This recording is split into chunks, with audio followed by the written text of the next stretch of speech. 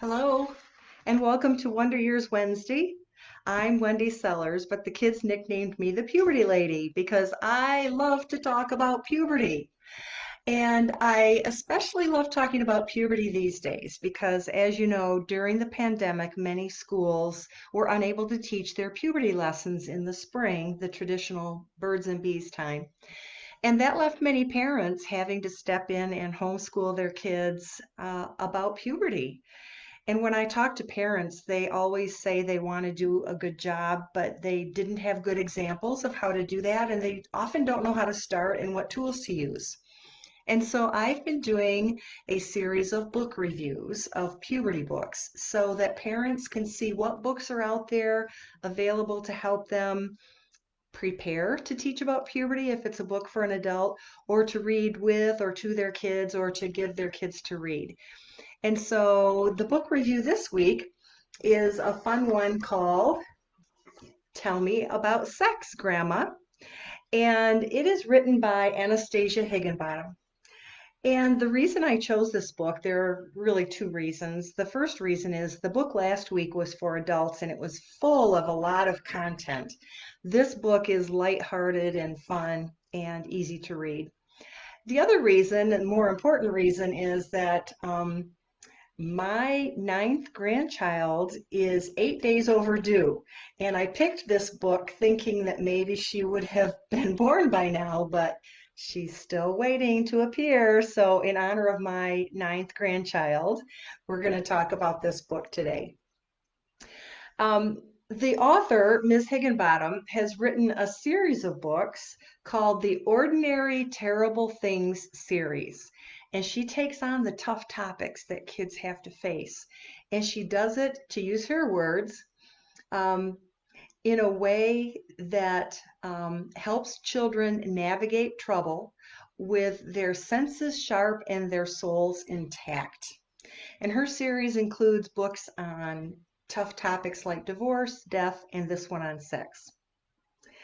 The hardcover book was published in 2017 and it has 64 pages of beautiful collages and sparse words on each page.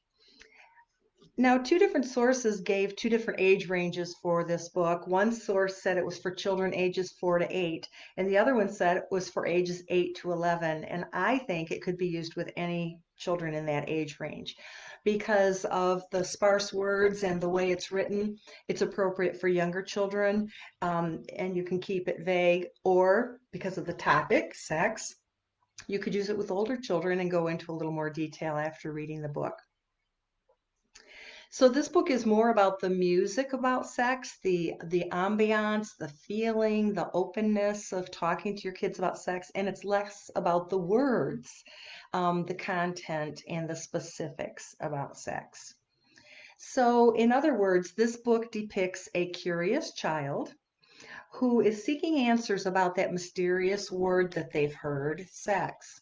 And grandma answers the child's questions with positive messages, including affirming the child's curiosity, framing sex as a private adult thing, and talking about body autonomy, self touch, consent, empowerment, and self determination for the child. One of the quotes in the book is a really nice summary of the book. It says, I am the one and only top boss, in charge decider about sex in my life for my whole life.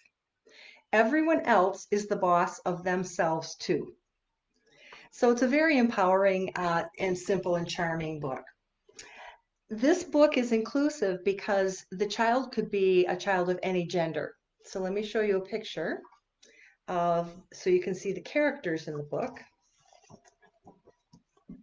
Here we are. You can see that it uses a collage cutout approach interspersed with photographs it, in the scenery of the book.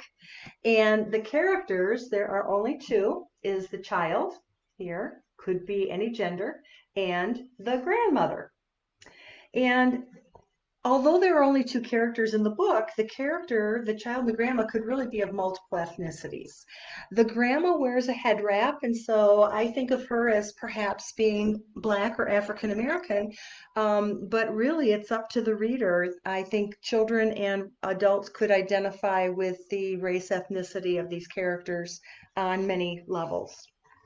Um, a couple of details to think about as you think about reading this book. The book does provide positive messaging about self-touching and deciding what you like and how you feel for yourself, and paying attention to people's body language so that you can understand how they're feeling. And it empowers kids to make choices about their sexuality. The book clearly warns kids that an adult having sex with a child is never okay, even if it's an adult who loves and cares for that child. And it also says no sex with anybody unless they say they want to. So there are a lot of strong messages about body autonomy, personal safety, and consent at a very developmentally appropriate level for kids. The book also has a warning about images that distort learning about sex. In other words, we would call that pornography, right? Or explicit sexual images. And it encourages asking grown-ups whenever they have questions about anything they're confused about or want to know more about. And the book is really delightful. Although it does tackle some heavy topics, it lightens those topics by having the child and the grandma in the story take breaks to swing, to have a snack, to color, and to talk about other things that the child likes to do um, and see. So, in summary, I just love the collage artwork in this book. It's just a beautiful book. It provides so many images for the reader, for kids and adults alike to discover, that it makes it fun to look at each page. The book was recommended to me by a therapist, and she works with families, and she recommended this. And she used to live in Europe and now she lives in the US, and she was talking to me about the differences between sex education in Europe and how we do that in the United States. And she and I both liked the positive and general way that sex is addressed in the book, because it allows the parent or other trusted adult to read the book and keep it vague, or to read the book and take the discussions deeper and into more detail, depending on the age of the child and the readiness of the parent or other trusted adult. And the book establishes a positive tone about sex that could be followed up with another book about puberty that provides more of the details about puberty. So thank you for joining me for Wonder Years Wednesday today. If you have any questions, comments, or suggestions, please put those in the comment section. And I will put several links for you in the comment section. One will be places to purchase the book if you want. And another will be reviews from Goodreads so that you can see what other people have to say about the book and don't have to just rely on my opinion. And so thank you again. I will look forward to seeing you next Wednesday at 4 o'clock Eastern Time for another puberty book review. And until then, I hope you stay well. Thanks. Bye.